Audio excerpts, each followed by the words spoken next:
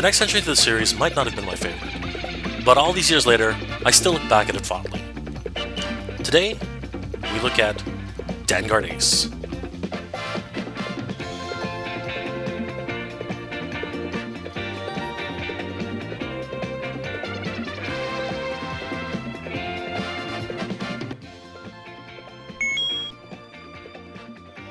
Now, Danguard Ace was a little bit of a hit and miss for me. I really liked the story. It was really captivating.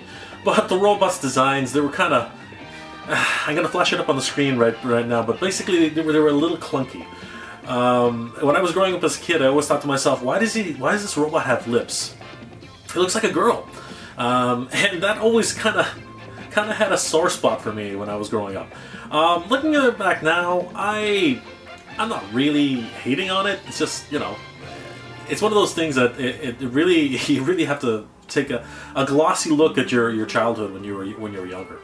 Anyway, back onto it. Danguard Ace was a really cool series.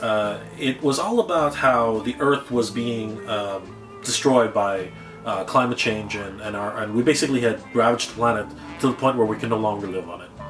So, the Earth decides that we have to find a new planet. And the first planet that we discover is a planet called Promate. I'm not sure if I'm pronouncing that right, but Promate? I'm not really sure if that's right or not, but that's the planet which we decide is the most habitable planet for us. So we decide to send our teams of space scientists up there. Anyways, Commissar Krell was the scientist who also discovered this planet. So he decides that the best chance for his people are also to actually migrate to this planet. So they actually attack us first when we're trying to get our research teams up there. So Earth decides the best way to counteract this threat is to create the Danguard Ace. And it's a whole story about how a young pilot named Lieutenant Windstar, who lost his father when he was very young, is trying to become the pilot of the Danguard Ace. Now, he's up against other pilots who also want to become the pilot of Danguard Ace. But what separates him from all the other pilots is his youth, his enthusiasm, and his stubbornness, really. Now, what happens is, Commissar Krell takes these people from other planets and he enslaves them, puts them in masks, and actually has these horns which protrude from the top. And it's actually like a control device which actually controls them, and much like brainwashing. So they don't really have any control over what they do. Captain Mask was able to somehow break this mind control and escape to Earth, where he's found by the science forces. And they actually, at first, don't trust him. Everyone's worried about him. They have no idea where he comes from. They know that he's part of Commissar Krell's legions because he wears the mask. He looks exactly like them. But for whatever reason, he has a compelling story, which later on becomes even more important to Windstar's story. If I'm not mistaken, I believe it was a Leiji Matsumoto series. I could be wrong about that.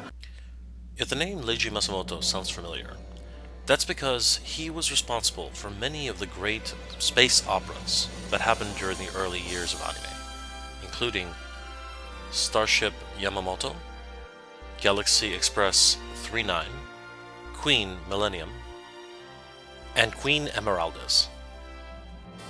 Leiji Matsumoto has inspired so many different artists over the years, including musical artists. Most recently, he cooperated with the band Daft Punk in creating Interstella 5555 in 2003.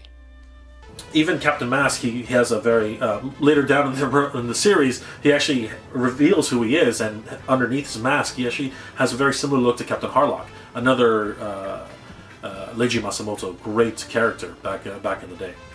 The series itself is never got the full treatment, much like the other Force 5 episodes. They only ran about 26 episodes, and I believe that is because Jim Terry at the time. Jim Terry Productions, the ones who translated and rewrote and rescripted the series for a North American release, they only bought enough episodes to actually fill the need for a children's television programming series, and then pretty much they went on to something else.